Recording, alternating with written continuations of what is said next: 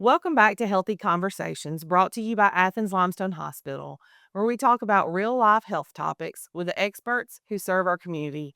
I'm Susan Clavering with Kristen Littrell and Karina Farr. August is National Breastfeeding Month, and we're shining a light on the support, education, and encouragement available to new and expecting moms. Today, we're honored to welcome Glenni, a certified lactation consultant here at Athens-Limestone Hospital. She's here to help us unpack the beautiful and sometimes challenging journey of breastfeeding. Glenni, thank you so much for being with us. Glenni, so can you tell us a little bit about yourself and kind of what brought you to become a certified lactation consultant?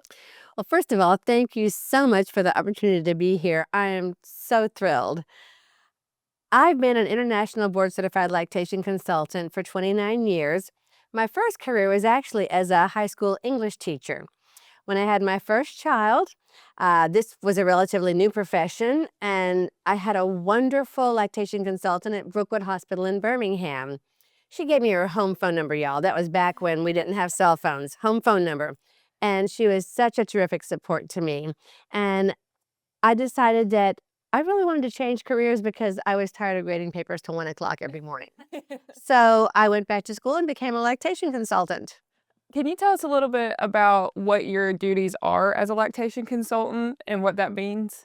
Yeah, so a lactation consultant is somebody who has specialized advanced training in helping moms with breastfeeding. So we teach classes, we support moms in the hospital, and then we have moms come see us after if after the birth if there's problems with breastfeeding. We know how to identify different things that would cause problems. We know how to help moms with milk supply issues.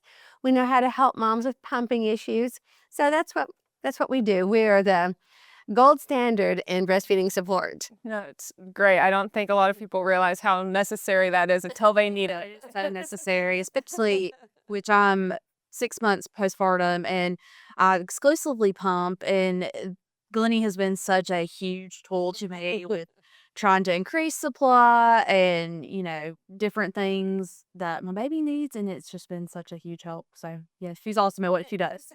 And it's so much fun. I just love what I do. I love working with the moms. I love the relationships that I build. And I consider so many of the moms that I've met over the years to really become my friends. I mean, they're people whose kids are now 10 years old, and they're my friends. And I met them because they were moms. That's awesome. That's awesome. And I know you do phone calls and things with I do. because I know my daughter, as a breastfeeding mom, had to make a phone call or two to ask some questions, just out of concern, like you said, milk supply questions or latching questions or things Yeah. like that. And for our moms who deliver at Athens, I call them on a regular basis. The first week I call once or twice just to make sure things are going well when you get home. And then every week that month, the first month I try to call. This summer's been kind of busy, so it hadn't happened this summer like it usually does. I call it 6 weeks, and then every month I just check in with moms to make sure. And there's things they need to know. You're about to have a growth spurt, or I know your baby's 4 months old and getting really big, but we don't need to start solids yet. The AAP says 6 months. Or I know your baby's getting some teeth. Let's talk about how to avoid biting. So all of those things are the different calls I make. And we send out certificates to our moms at 6 months and at a year. I just love it. Well, what are some of the most common challenges? I know you've alluded to a few, but So I think the most common challenges are sore nipples, maybe plugged ducts, and milk supply issues, I would say are the most common. So sore nipples are a result normally of either poor positioning or a bad latch. Sometimes we can just correct that by working on the latch, get that mouth wide open. I tell moms, give your baby a booby Big Mac. We want to get as much nipple and areola in that baby's mouth as possible. And sometimes it's actually an issue with baby's tongue. Sometimes that little frenulum under the tongue is just too tight, and we need to have that taken care of. Um, Milk supply issues, your milk is produced on a demand supply basis. The more you demand, the more your body's going to supply. So we work on that. Sometimes there's oversupply. We've got a mom making way too much milk and baby's choking at the breast. That's not good. We've got to kind of down-regulate that. And then sometimes we have plugged ducts. So have y'all ever had a plugged duct? Yeah. Yes. Oh, Yeah, very much. So- Unfortunately, is right. Which turned into mastitis, which was the Oh, I've never had mastitis though. Yeah. Well, you don't want to have it. Yeah. worst enemy. Yeah. It is horrible. It is. I had it one time and I was just sitting on the sofa with like my husband's big white cotton t-shirt because I couldn't stand anything to touch me. Yes. Horrible. It was 37 years ago and I still remember how bad it was. I remember going to the OB's office and just sobbing in the waiting room, and I was like, "That's so much pain." Oh, so bad. it's awful. So plug ducts are caused by fatty milk just coagulating, getting all plugged up there in one of the little ducts in your breast. And the best thing you can do as soon as you feel that is start taking sunflower lecithin because it's an emulsifier that helps to break up that fatty milk. Back in the day, like 2 years ago, we used to tell moms, you want to put on moist heat on your breast and use a vibrator or something. You want to break that loose. No, not anymore. That is not the right advice. Now we tell moms, take sunflower lecithin 1 capsule 4 times a day, alternate ibuprofen and Tylenol every 3 to 4 hours, and then use cold packs on there. Interesting. Since we've changed, the Academy of Breastfeeding Medicine changed the protocol about 2 years ago. Since that change, I have not seen one single abscess. Really? The old protocol was sometimes causing moms to get abscesses. I haven't seen a single abscess. And see, that's since so that interesting. I change. never even heard that advice, and I have Yeah. an almost 18-month-old, and so I had never heard the change there. I was always just thinking the warm compress or massage or whatever to try to get it out. The lactation massager and do like an Epsom salt bath and like let it soak in like a hawker or something like that. And sometimes that actually leads the plug duct into mastitis. Well, that must be. Because I was doing every remedy under the sun trying to get this clogged up, unclogged, and it just So where do you get this? Is this Sunflower lecithin is over the counter. Yeah, they sell it at Walmart. There's a. Am I allowed to talk about a brand? Because there's a brand that a lot of moms use that you can just order online. It's Legendary, Legendairy, Legendary, right? And they have a sunflower lecithin that I really like. It's a really pure, good It's a very good. sunflower lecithin. And so I just tell moms, order that, have it on hand. The legendary black seed oil has helped me a lot with increased supply because I started dipping down a little bit and not making as much. And then I started taking the black seed oil, and it has really helped a lot. And some moms really do find that you can take that's a galactagogue. You can take a galactagogue and help. Yeah. Some moms it helps, some moms it doesn't. But yeah, that's great. So what are some things for moms who are wanting to increase their supply? What's your advice for those things? Says Glenni this other day. Tell you. To do power pumping, you pump, I think it was 20 minutes. And then you take a rest 10 and then do 10, pump for 10 again. And then Rest 10 and then pump 10. Yep.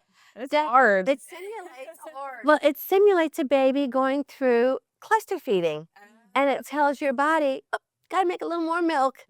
Because the more stimulation your breasts have, the more milk your body's gonna make. And everything for me there was the going back to work and not having there and having to pump at work and maybe not having as much freedom to, maybe do a power pumping session or whatever. What advice do you have for moms going back to work relatively early? So if you are, well, a couple of things. If you are trying to do a power pumping, just do it once a day and you can do that in the evening. Going back to work. I know you said you went back at 6 weeks, right? I encourage moms to get that supply established in the first 3 to 4 weeks of baby's life. Just nurse, nurse, nurse, nurse, nurse, nurse, nurse, as much as baby will nurse in those first 3 to 4 weeks. And then you can begin around week 3, pumping after the first feed every morning. That's a great way to start building up a little bit of a stash. Some moms have a haka. And if you have a haka, use that 2 or 3 times a day. Don't overuse the Haka because that can put you in really bad oversupply. So don't overuse the Haka, but a Haka can be really helpful. Um, and then when your baby is 4 weeks old, that's when I encourage moms to begin offering 1 bottle a day. I call that the bottle window. And 4 weeks to a month. It's a tiny little window. You offer or have dad offer 1 bottle a day and you pump while baby's getting that bottle. I have never seen a baby refuse to take a bottle if you begin it at 4 weeks. I've seen babies refuse to take a bottle at 6 weeks. So that's why And I that's know stressful. a lot of experts say 6 weeks, but I tell moms 4 weeks because babies will still take that bottle and not refuse it. And then once you've introduced it, you got to make sure baby's still getting that bottle at least every other day. Because I've seen moms, I've had lots of moms say, oh, I introduced that bottle, like you said, at 4 weeks. And now my baby's 3 months old and won't take it. Well, did you keep giving it every couple of days? Well, no. Well, your baby really, repetitive. yeah, your baby hasn't gotten used to it. So Those babies get a little picky, really. they sure do. They have their little minds all made up on what they want and don't want. And personally, the bottle feeding for me was so helpful, like you said, to have a husband or support person Yes. there. Having someone else to help feed the baby can really take some pressure off of the mom when you feel like you're the only one who can do all of that. It can. And that's a great way for dad to support as well. You know, if mom is going back to work, that's a great way for dad to support. And in that first month, when dad's not really giving the bottle quite yet, there's lots of things dads can do. I always tell dads, you make sure mom's comfortable. Get those pillows under her arms. Get her relaxed. Make sure she's not leaning over baby. Make sure she's relaxed back. Make sure she's eating really well. And then, of course, I always tell dads, mom's in charge of what goes into baby, so you can be in charge of what comes out. I like that. I like that. Well, and I'm glad you said something about nutrition because I know having a younger daughter, who's gone through this, that she kind of wasn't ready for how much her body would want to eat. Oh, yeah. And of course, she was wanting to get back to her body. And so she was trying to kind of cut back the way she would normally do, but yet she's trying to breastfeed, which of course was having a difficult effect on her milk supply. Right. And so we kind of had to learn that as a nursing mom, you do have to eat. You really need about 2,400 calories, good healthy calories a day. Now, if you want a milkshake every now and then, that's fine. But you really need a good blend of fruits, vegetables, proteins, grains, the fiber. Um, your your body is feeding 2 people. And so that kind of 2,400 calorie mark is where you want to, if you're a calorie counter, is where you want to hit. Otherwise, I tell moms, just have healthy snacks available. Have some raisins, have carrots with hummus or ranch dip. Cut up veggies and have those. You can make yourself little snack things, and you can have like peanuts, a little trail mix thing. Those kinds of things are really helpful for moms to be able to just grab a quick snack while they're nursing. Yeah. I was always so hungry. I know. I was about to say, I was not prepared for how hungry I would be. With my son, he was born in 2022. And, as a young mom, I'm like, oh my goodness, like, why am I starving all the time? And Yeah. And for many moms, not all moms, but for many moms, breastfeeding does use so many calories that it does help you return to your pre-pregnancy weight. Not immediately, but within a few months. I say many moms because sometimes we have moms who really, it doesn't. It doesn't have that effect. not me. But for many moms, it does. Not me. Yeah, the food thing was crazy for me. I remember coming to work, going back at 6 weeks, and I was still pumping, so I was taking pump breaks and stuff, but I would also have to bring like a bag full of snacks every day to work because I would have to eat so much. It felt like I could never stop eating. And then every time I pumped, I was also eating a snack. And yeah, so I was snacking while I was pumping. Yeah, or hydration drinks, like anything with coconut water. I had a lot of body armor. That was a big one for me. I bought so many of the zero sugar body armors. I remember were my favorite, and I just would buy cases of them and keep them while I was pumping all the time. And I felt like I took up half of the work fridge between my snacks and my milk. Like it was just half the fridge with my yeah.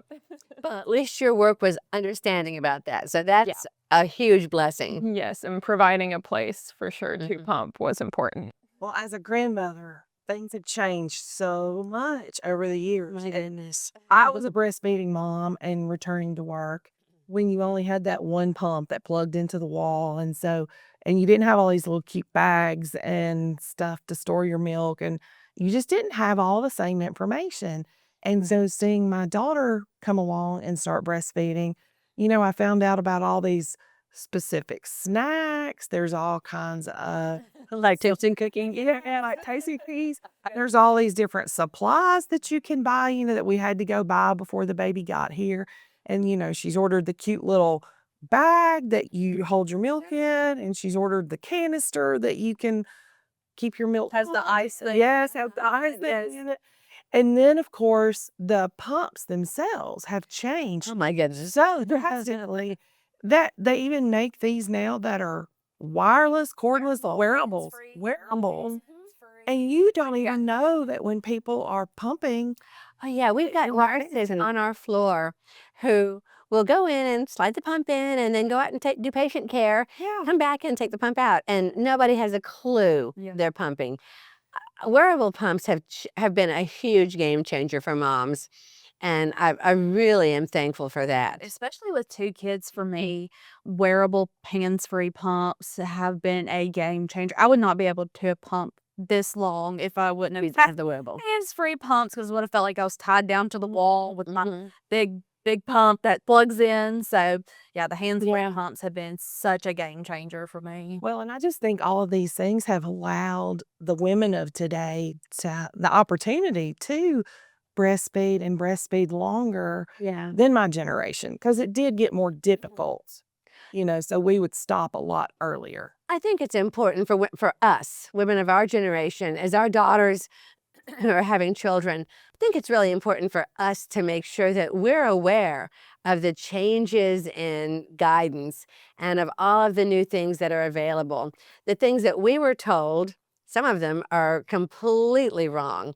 For example, my oldest is 37 years old, and I was told before you have a baby, you rub your nipples with a towel really hard to get them ready. That's the worst advice in the world. Never heard Oh, well, that was 37 years ago. That's the worst advice in the world because you're rubbing off all the protective keratin, all that skin on your nipple. You're rubbing it off and you're setting yourself up for mastitis and sore nipples and all kinds of problems.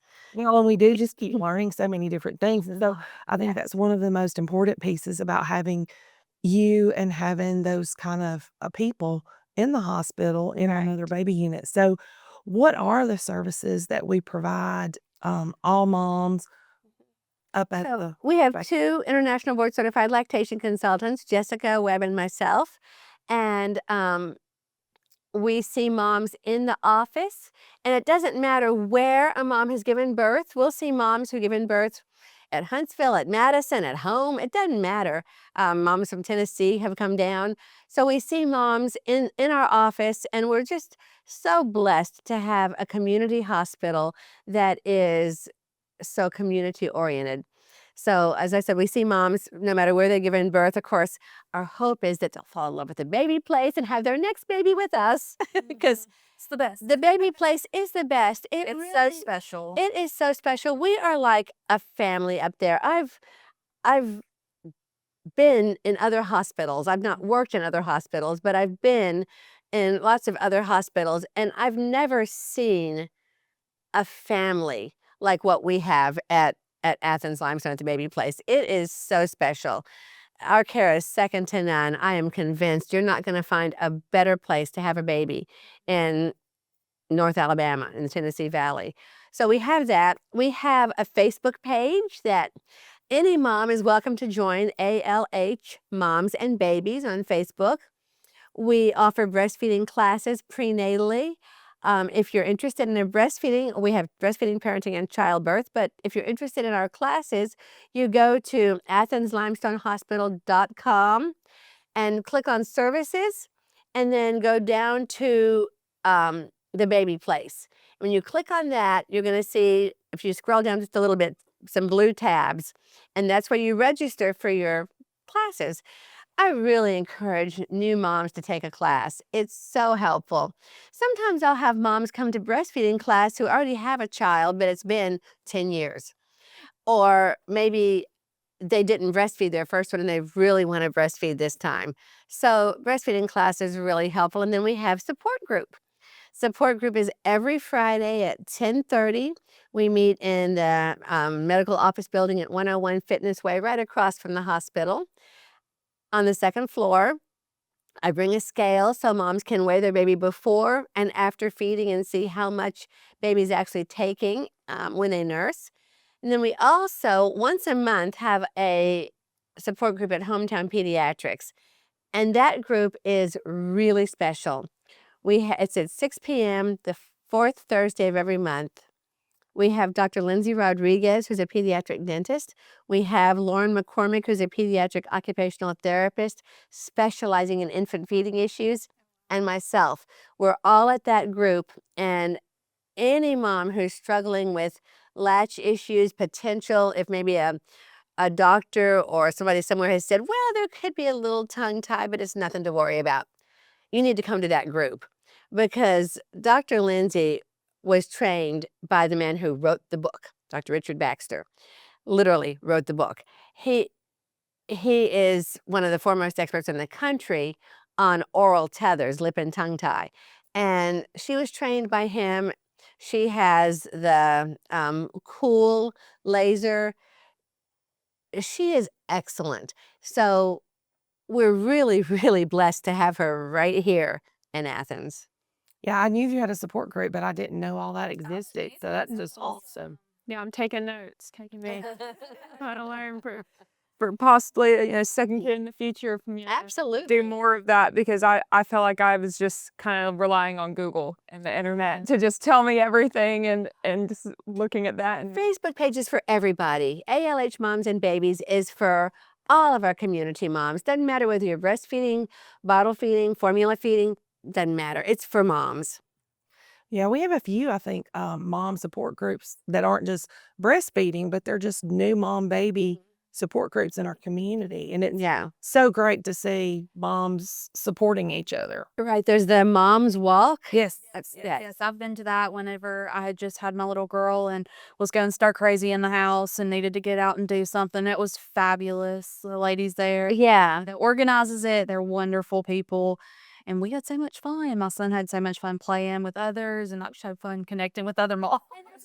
Support another, Need that in the same season of life. You do. You need that community. I think Lindsay Lane Baptist has a group, a support group for moms. So it's important for moms to connect with other moms. Well, and in that fashion, it is August, National Breastfeeding Awareness Month. So I know you're very passionate about this subject, so this is your opportunity. Why is awareness so important? I am so glad you asked that question, and I put a lot of thought into this. Breastfeeding is the normal way to feed an infant. We often hear people say, breast is best. No, breast is normal.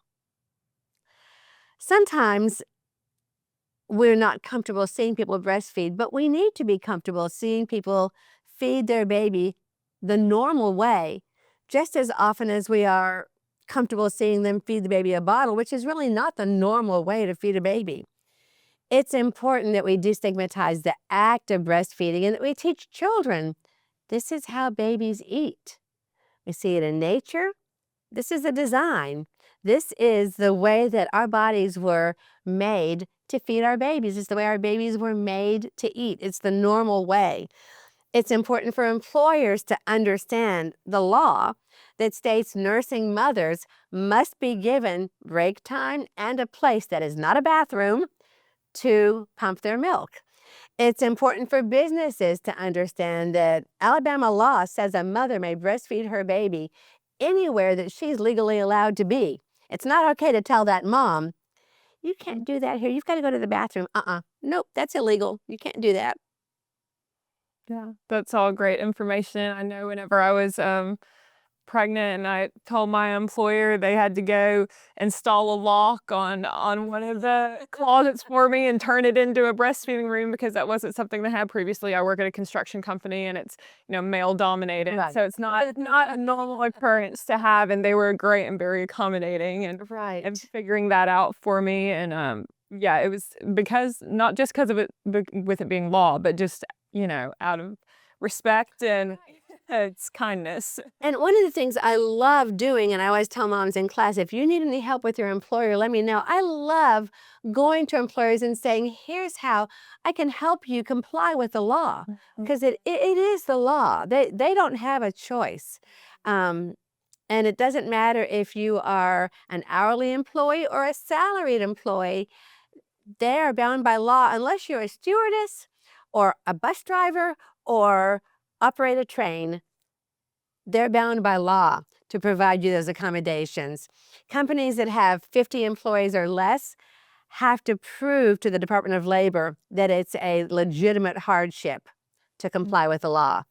So no matter the size of your company, they have to comply. That's the law. I often see so many times on social media, you know, that breastfeeding moms are like, "Hey, I was in this place and the employee told me that I had to go to the bathroom and feed my baby." And she's like, "Well, I mean, I'm not going to the bathroom to feed my baby. Like, you wouldn't tell me to go if they had to take a bottle." Like, so, and it breaks my heart because, I mean, it's normal. Like, that's normal. So when that happens, I like to print out a copy of the law and take it to the manager and just very kindly say, I just want to make sure that you're aware that the law does say that any breastfeeding mom is allowed to feed her baby here.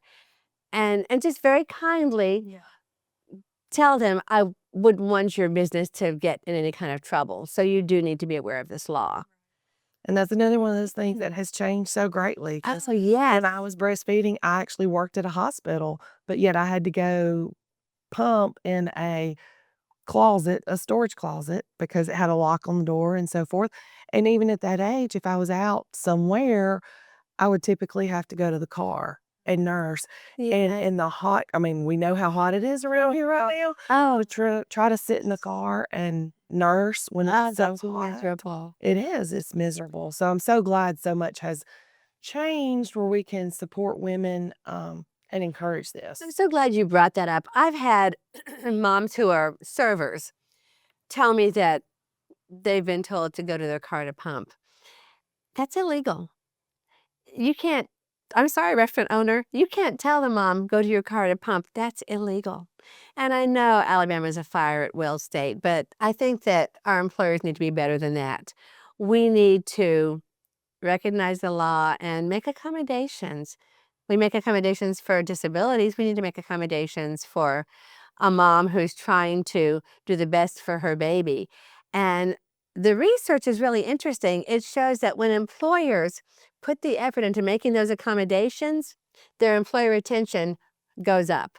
And I bet you can probably attest to that, Kristen, that because your employer has been so supportive, and you probably feel the same way, you want to stay there. You want to be there because you know they care about you and your baby, and that's so important. It is very, very important to have a good employer who understands and wants the best for you and your baby. So, yeah, it's Yeah. Well, and this is just one of those things that requires support. I mean, it's difficult enough for every mom. And I know we'll talk about postpartum, in another episode, but all of that kind of comes together that new moms need support, whether it's They do. their friends, their family, or their employers, just supporting them through that because it doesn't last forever. no. The kids grow up, that time passes very, very quickly. So that support is so important. Well, Glennie, we just appreciate you being here. It's a powerful subject. It's an important subject. And so we appreciate so much that you do up there. So, any final tips for nursing moms or for those that are thinking they're going to want to nurse? You were designed to feed your baby. In fact, I actually wrote a book called Fed by Design because that is the way that your body's designed. Um, you were made to do this. Don't give up on a rough day. If you're having a hard time, reach out. Call me. My number is 256-658-8210. Call me. I am happy to help you. Join ALH Moms and Babies. We are there for you. Don't give up on a rough day. If you're feeling like you need to give up, take a deep breath, call someone, keep going for another day or two, and let's see if we can't get over that hump. You can do this. You were made to do this. Whatever goal you have for your baby is fine. But I want to emphasize one thing. Breastfeeding is wonderful, but it is not what makes you a good mom. And it's really important that moms understand that. No guilt. Zero guilt. Motherhood is fraught with landmines of guilt and inadequacy. And you do not need to feel guilt over any feeding decisions. What makes you a good mom is your unconditional love for your baby. What makes you a good mom is that you're teaching that baby to trust you. You're meeting those needs so your baby knows, my mom is here for me. I can trust her. And you're laying a foundation for a lifetime of trust in your baby. Well, that's just a wonderful note to end it. Well, you're talking directly to her. It's so good for other moms to hear because, I have several friends who are nursing or pumping or formula feeding, and they're like, oh, I'm so sad that I can't breastfeed. And I'm like, you are a great mom. Yes. No matter what you choose for your child. That So I is think that's exactly so great to hear for so many moms. Yeah. Yeah. Well, thank you so much, Glenni. We just really appreciate you being here. Thank you. Thank you. Glenni, thank you for the heart, wisdom, and care you bring to the families in our community every single day. And to our listeners, whether you're a new mom, a mom-to-be, or a support person, please know you're not alone. Breastfeeding can be a journey of joy, learning, and yes, sometimes frustration, but there is help, hope, and a whole team here at Athens-Limestone Hospital ready to support you. Thank you for joining us for Healthy Conversations. Until next time, stay well, stay connected, and keep supporting one another.